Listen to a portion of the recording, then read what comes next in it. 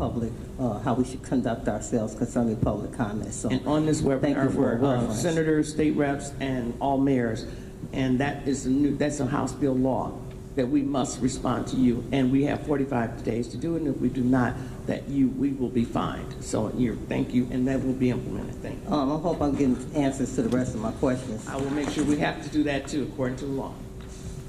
Appreciate it. Ms. Taylor. Diana Green. Oh, you got She wants her questions answered? Okay. Okay, as far as the first item and U.S. investigations, a letter was sent by our village attorney directly to U.S. investigations regarding payment. It was returned back to us. No, we have not received any monies back from them. So basically what has happened with this whole process is, since there is no tenant, what we would need to do with any other tenant is to serve them saying you haven't paid, try to get the payment back, and if not, we end the lease. So that would be the process. This has only become a bigger deal because of the situation with possible badges, arrest, just being compliant with the Attorney General. If these individuals want to come back to the village and rent any of these units, they would just sign a lease like any other. They would just have to pay the bill. And one of the projects that we had started but we haven't been able to finish was to meet with every single tenant within the village, because they're not the only ones who haven't paid. There are several others who have been sitting over there and haven't paid for years. Also, the village hasn't been charging taxes, and we're going to have to pay those. The village is going to be responsible for that.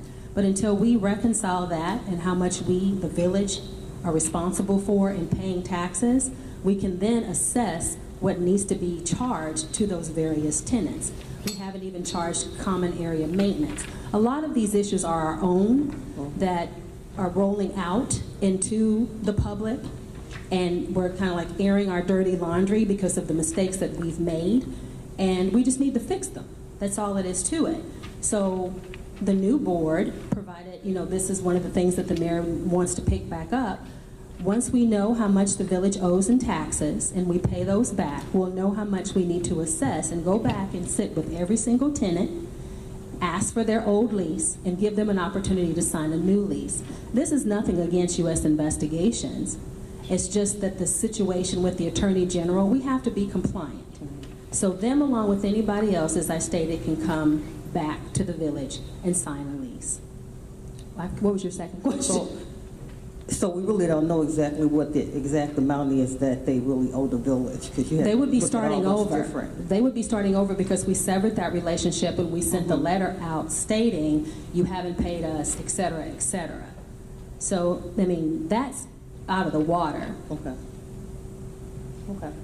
The other one was for C2, when I was asking about how to determine which areas will be repaired, because I know Pin Oak gets almost brought up every year. I don't know if our streets are just weaker than everywhere else. That may sound silly, but and it just seems like actually coming down Pin Oak Lane and getting something done, it just seems like there's a difficulty in doing that, or even getting us on the list. And I don't know what the issue is with that, or if there is an issue with it. Well, I'm just bringing it forth to the board. There is an issue because, as I was trying to elaborate before, providing history to individuals helps you understand better, and the village should have a 5-year roadway project plan. They had one years ago, and in those that's prioritized by the board. They make the determination on how they want to spend that 5-year roadway money. Over the course of years, as the roads demonstrate for themselves, no progress has been made in getting those things done. Once again, we're airing our dirty laundry because it's happened. Yes, we do have Robinson Engineering. Robinson Engineering does provide open opportunity grants that the village can take advantage of. They do that with all of their clients. The village has embarked upon several road projects with Robinson Engineering, but they have matches to them. The village has to have a certain amount of money in order to move into that grant. we've had several meetings in the past and had to go back and reprioritize those roadway projects because the village doesn't have the money to give their 20%. And we literally had to push some of those projects out in further dates until our budget can accommodate them. So as far as getting the prioritization on what needs to be done now, that we also don't have MFT funds that the village has just spent wherever and didn't work on the roads. What we're going to have to do, as Gary stated, Robinson Engineering went back and reprioritized the worst streets based on an engineering's perspective. That's the list that Gary was speaking of. That same list is going to be, it has been, I mean, I know Mayor Covington's aware of it, it'll be shared with the new board, and they can go in and reprioritize, but the best remedy is to take the engineers. This is your most crucial order of your street repairs and follow those. Theirs is an engineering recommendation because of safety, but the board can shuffle that if they choose. So to answer your question, all the roads that are given by Robinson Engineering stating these are your worst streets, the board can then prioritize based on money how to fix them. We don't have no money, hence the reason we have a hot box. So the prioritization needs to still be done, but Public Works is going to have to go and do it until we get out of our fiscal situation. Does that make sense? Yes. Are you going to answer all my questions? That's No, fine, because I'll go to the that's next my one. last I'm one. sorry to stay up here so long, but well, you might be able to answer this one too, because we're doing bills payable, and so you were answering. I just want to see if I can get an answer. When I mentioned about the $2,000, we mentioned that it's part of the bill list, and I was indicating, well, I was asking the question, since it came up tonight, do we have any other trustees that are going out that we're indebted to that will be on this bills payable list, and for how long? So To answer that question, no. Just like the outgoing trustees, the incoming trustees have the same requirement. They can't have any debts with the village coming in, and we shouldn't have any debts with those going out. So no, we don't have any debts with outgoing trustees. okay, thank you. Diane Green. Is that?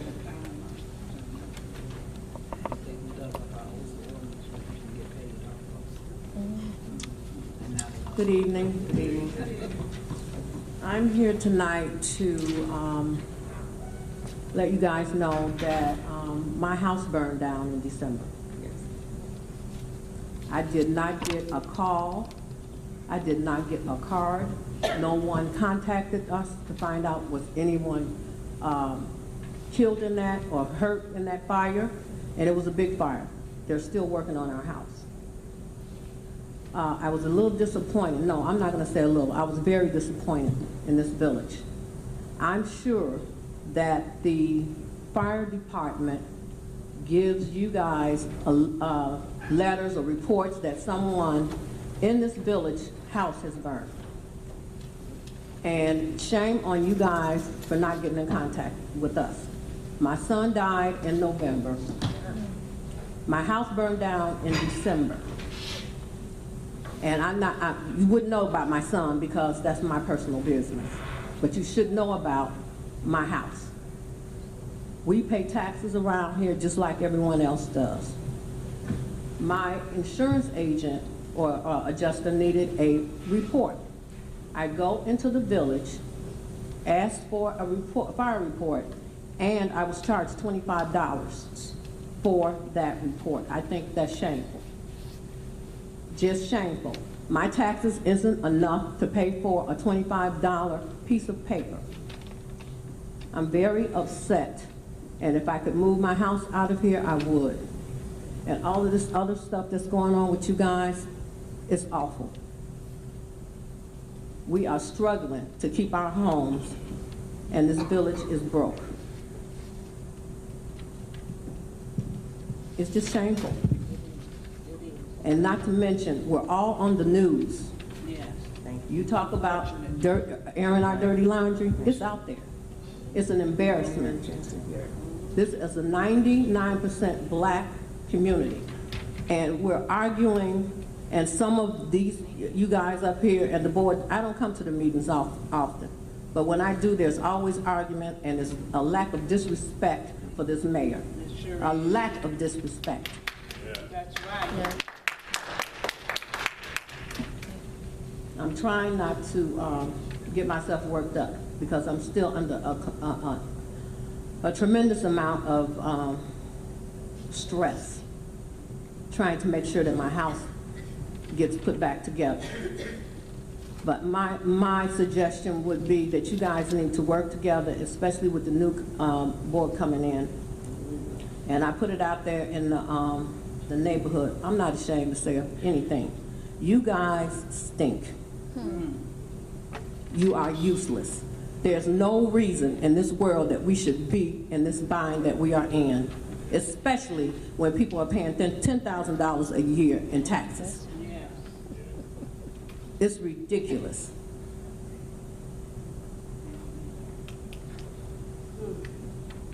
So I hope with the new board that you guys get it together. And I will be attending these meetings and I'll be voicing my opinion. And I just hope that the new board or the new trustees give this mayor respect and each other respect. Yeah.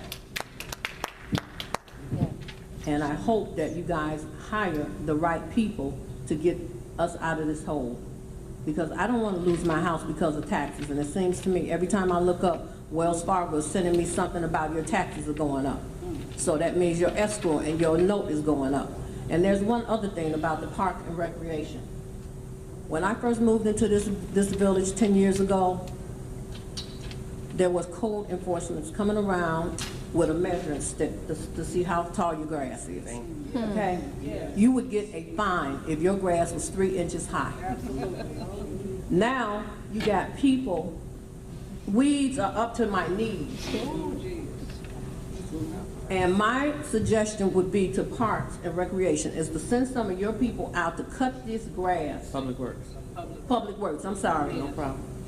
Cut the grass and then charge the people that own those houses. These people are putting these undesirable people in these houses and then they're not taking care of it. And then it's making our house look like Ford Heights. Yes. Our village is starting to look like Ford Heights. Terrible. So I would appreciate, as my house becomes back available to me, is that we can come together, get our village back together, and be proud of where we live. I'm ashamed. Now somebody just got killed over here. I am so ashamed. All up on Channel 7 News. People calling me, you hear what happened in your village? I don't want to hear that. So I would suggest that you guys work on that. Send them code enforcement out. If you guys need somebody and you're looking for somebody, I need a job. Okay? So I'll go around with my ruler. Okay. Okay? Thank you so much. Thank you. I appreciate you And listening. our to me. condolences to your son. Thank you. I appreciate that. I will get that report, see if I can get the report before I depart. Sure. Are you reading from Ms. the Green, list? I was on the. Ms. Green, just for your information, and again, I'm sorry about your loss in your house, but we do not get a report when there's a fire. Well, you should. Well, we don't. Well, that should be an ordinance. Maybe there should be, There but should we be. do not get a report. Otherwise, somebody then could could have gotten back to. I mean, it's simple. The fire department has the report. All he has to do is take it over, step right across the hall, and put it on Claudia's desk, and say, can you please give this to the mayor? It's simple. And nobody knows, do you guys need anything? Are you hurt? We are supposed to be a family here. And Ms. Green, we will make sure that is implemented from this day forward. I appreciate it, and I want my $25 back. Yes, ma'am. Ms. Green, also, I want to say to you that I noticed your home was burnt, and I spoke with your neighbor, Mr. Martin, and to inquire about, because I didn't know how else to get in contact with you, except I know that he knows you, and I know you, but I don't have any phone contact information. You had Kevin's phone number. Well, I lost my phone. Okay. And truthfully, when I went back to get the information retrieved, I got some of that stuff, but I didn't get everybody's. So and you know, again, I apologize, you know, I'm sorry for your loss, but I inquired actually a couple times with Mr. Martin to find out if he heard anything for you or if you needed anything. And I mean, again, you know, I apologize I'm sorry for your loss. I appreciate family that. and your home. And again, yes, I am outgoing, but if there's anything I can do, I appreciate just reach that. out to me. I'll be more than happy to help you with whatever you need. Okay. Not a problem. And I might add that someone broke into our home after it burnt. Oh, my God. They took the copper piping, they took my microwave, and they took my stove. And they broke in through the back. So I just want to let you guys know, there are thieves in here. I mean, people are getting broke into every single it day. is. That's true. And my other comment on that website was, we have the police officers that sit in the cut to wait for somebody to speed 3 or 4 miles past the limit. Have them walk around, drive around, and get these undesirable people off the street. And who wants to look at dirty underwear?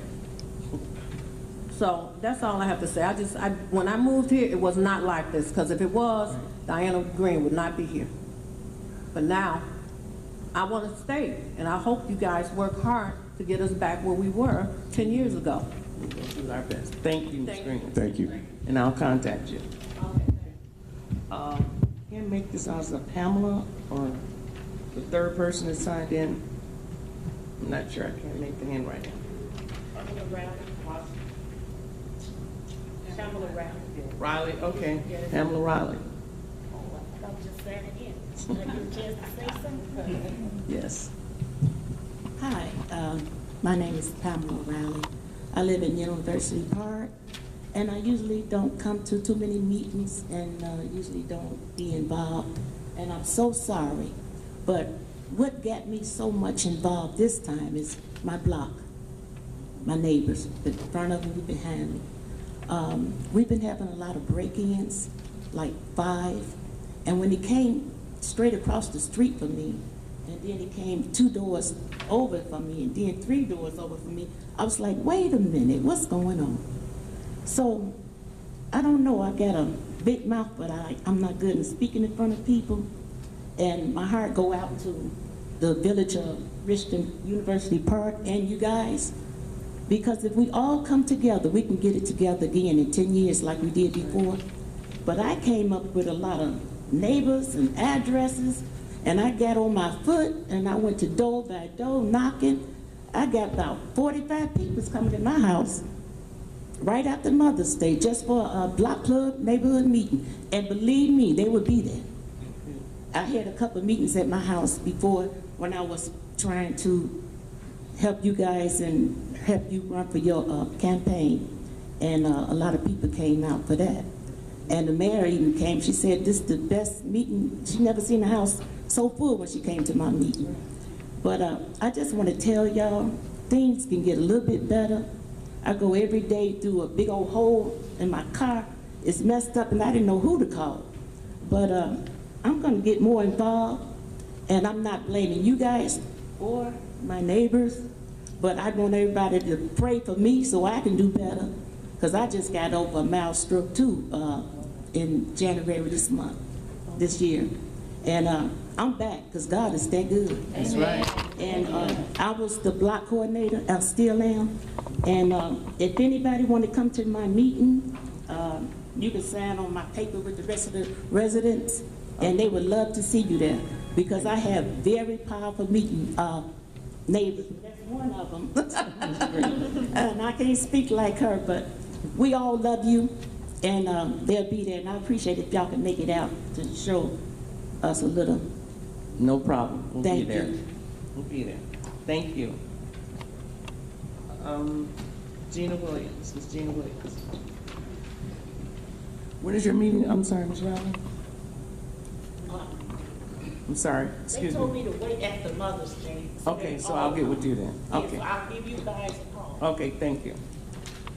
Good evening, everyone. Yes. First, I want to say I'm so happy to see Chief Pate back, and I'm sure we all are. He's a great chief, and it's good to see him back in that seat. Yes. Also, my condolences to the Rodney Reed family. I don't know if anyone is here from that young man, but my heart goes out to him. And I know a lot of us know him from Creek Monique High School.